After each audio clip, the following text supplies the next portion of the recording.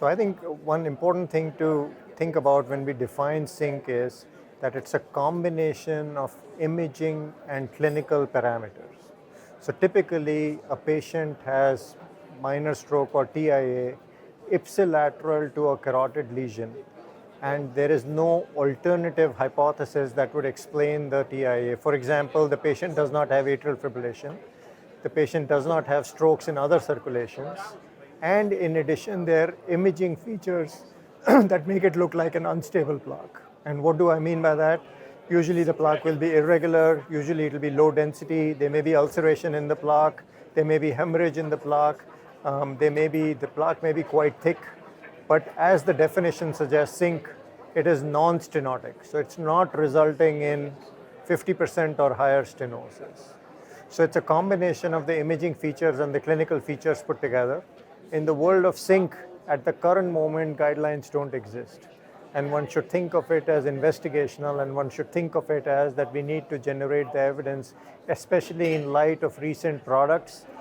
I think if the CARESTAR study is able to identify the patients who benefit from the procedure, as Mayank just pointed out, this study has a high importance toward the management, the future management of these patients in terms of patient selection for the treatment as opposed to the conservative treatment.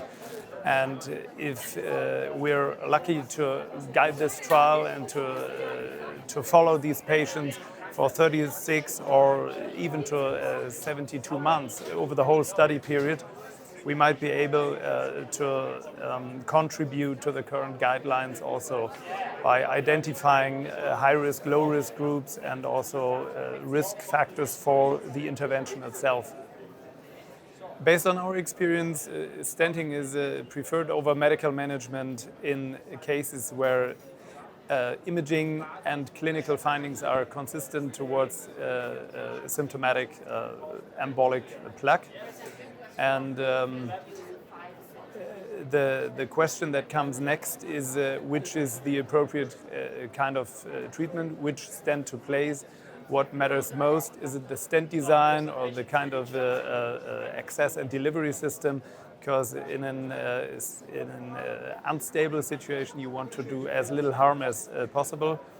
So a stent with high metal coverage, low porosity, and high flexibility in a low-profile delivery system is preferable. The key features of a stent dedicated to this disease should comprise the coverage of the plaque as the most important property of the device, followed by flexibility and low thrombogenic surface. So these properties are combined by the CARESTO stent because it has a low-profile delivery system. You can deliver it through a 5 French delivery catheter. So you also have the possibility to go for radial access. And it has a high flexibility because of its braided design, so it will give a good wall apposition even in very tortuous vessel segments. It is densely woven so that there's a low low porosity with a high metal coverage, and it has a antithrombogenic coating with a fibrin heparin coating, where heparin is covalently bound to a fibrin coating that is attached to the struts of the stent, and where the heparin will not elute, and so the heparin will not have any systemic effect and will stay on the device forever. Conceptually, we've known for a long time that making decision-making solely on the basis of percentage stenosis did not make sense. So finally, we are going towards a pathway where we are, so to speak, hopefully making more nuanced decision-making based on plaque characteristics as opposed to just the percentage stenosis. So in due course, if the CARESTAR shows the results that we hope it will show, then it will open up the floodgates to have a more sort of personalized decision-making to this otherwise devastating disease as a consequence of carotid, this thing where patients suddenly have their life completely changed because they end up having a stroke. And if we are able to pick this up early and change the course of disease, I think it will be a substantial advancement in our field.